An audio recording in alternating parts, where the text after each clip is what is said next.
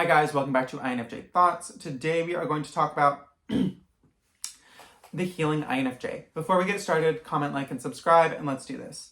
The INFJ is a personality type that has a natural talent for healing. With dominant introverted intuition, the INFJ already takes an interest in abstract matters such as trauma, psychological default states, defense mechanisms, and coping patterns. With extroverted feeling, the INFJ can be capable of alchemizing or changing experiences. To alchemize means to change, which could entail developing a plan of action. For example, if you are sad, you can first journal and use a feelings wheel, then meditate, and then go for a jog. This routine will change your emotional state and help you to feel better.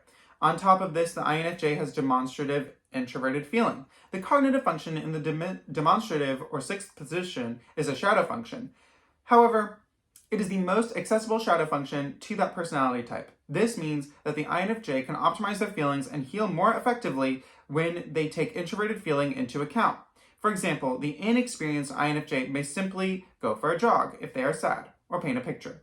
But the developed INFJ who uses introverted feeling might use a feelings wheel, like mentioned in the above example, to feel how they are feeling before they go on a jog, might sit with the feeling, might listen to a sad song, or might listen to a song according to the emotion they are feeling.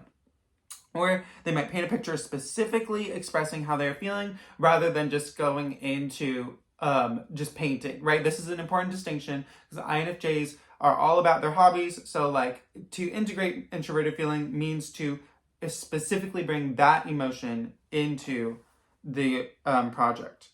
The INFJ is not only capable of healing themselves, but also has a capacity to soothe, notice I use soothe and not heal, to soothe others. Part of why the INFJ's quest for self-development includes dealing with bullies and dealing with delusion is because both of these experiences generally involve the INFJ trying to make someone feel better around them who does not want to feel better. In the case of delusion, the INFJ might see all of the ways they could help that person and might hold on to an idea of how they could heal that person from their suffering. In the case of bullying, the INFJ feels like being a doormat is the only way that the bully will receive any help. Now, these are just generalizations and do not account for all of the nuances and exceptions that exist in real life, but let's continue. Although the INFJ is able to heal themselves and is able to soothe others, the INFJ must also scrutinize our own ability to heal. When someone of any personality type does not evaluate their own ability to heal, they run the risk of misusing this skill.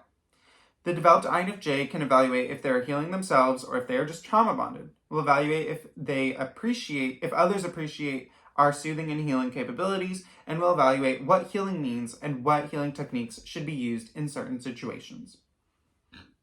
Evaluating trauma bonding versus healing is very important.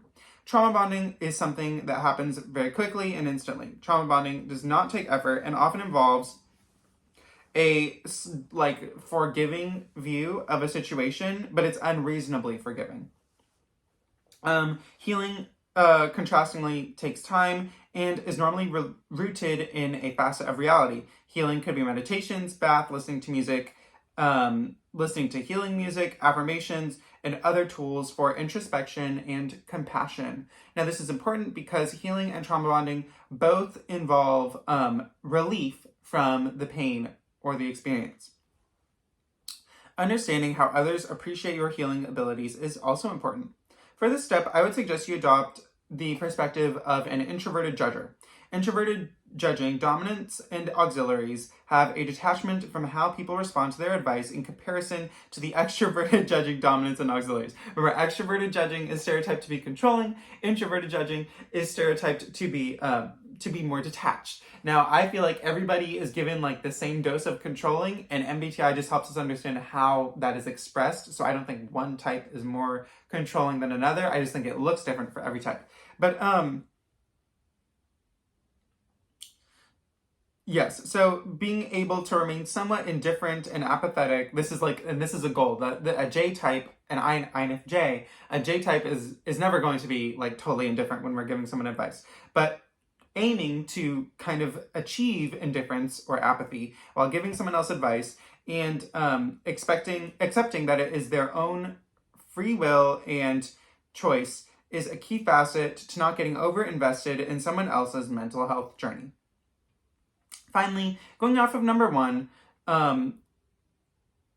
in concerns of trauma bonding and healing, understanding how healing relates to a situation is very important. Remember, trauma bonding is instant, it involves this distorted view, and healing is most of the time rooted in some sort of reality. Like listening to a song is more, like, let's say real than like just telling yourself, oh, they didn't mean it, right? Now the message in the song could be about could be a trauma bonded narrative. So that's also like something you have to evaluate for yourself. But yes, healing will have some sort of manifestation most of the time, whereas trauma bonding is more of a distorted view. So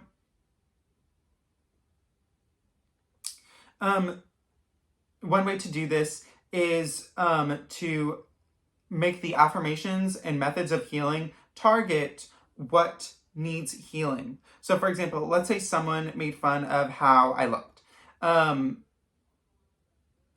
The affirmations and methods of healing that I would need to cater towards that specific trauma of someone making fun of how I look. So everybody feels strong in some areas and weak in other areas. So for me personally, if someone made fun of how I looked, I might come on this YouTube channel and talk about these concepts, and it would make myself feel better. But it would not address the issue directly. Using healing strategies that directly address the issue are important. So this is kind of goes back to the extroverted feeling, introverted feeling thing, right? So this, like making this video would make me feel better. However, it would not address it does not address problems that are not addressed in this video. So that is something important to take into account. So using healing strategies and directly addressing the issue are important. In this case, it would be things like taking baths to soothe my body, having affirmations about beauty and self-love, and doing something like a body scan meditation where I recognize that my body is a sacred part of me rather than just a status symbol. Now, these are just examples that I would use for myself. For each person, especially when you start talking about something like body image, that is totally specific, and you totally could not just look at my strategies and say, oh, those are the strategies for me. Well, you could, but you'd have to determine it for you, because body image is incredibly specific and subjective. So, and lastly, how could we forget that all of these techniques need to be wrapped up with a bow of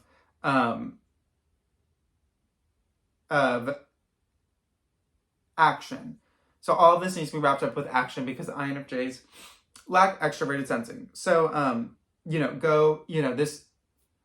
it's the healing strategies that we use for INFJs. The healing strategies are for everybody. That's something you would get from this is information you might get from a psychologist.